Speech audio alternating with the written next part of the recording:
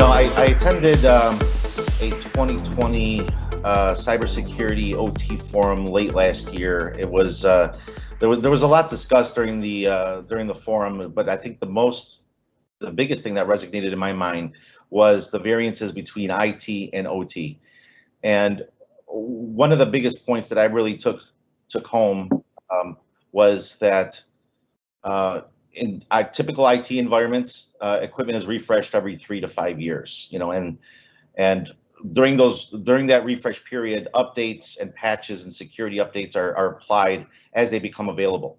But yet, from the OT front, those infrastructures have been usually in place for up to 30 plus years, and on occasion those are rarely ever updated.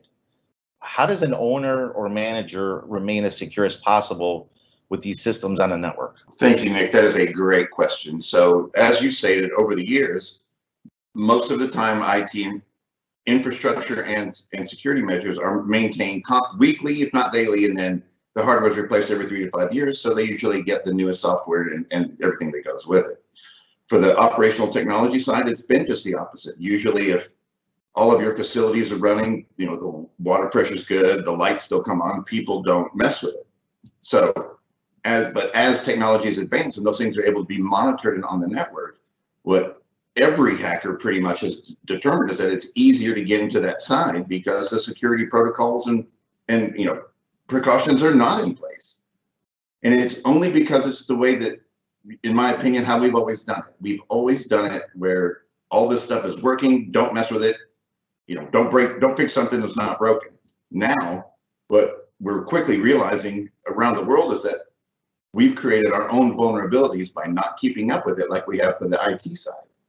So when the hackers go into the alternate ways, the people that you're not thinking, most IT professionals don't always think of it this way. If you think about it like a traffic stop, more like a roadside safety check. You hardly ever see the stop on a major highway because most people are you'll have other people telling them it'll be obvious if someone has a wreck. Most of the checkpoints are on a back road because they know that's where people are trying to be sneaky. OT hackers are no different. They're every bit as sneaky. They're trying to sit there, and oftentimes, and we'll get to this later on, I hope, usually it's over 200 days before a hacker is identified in your system at all. This is usually where they reside. They try to find any place where they can't be easily detected. But that is why a hacker would go for the OT side of things.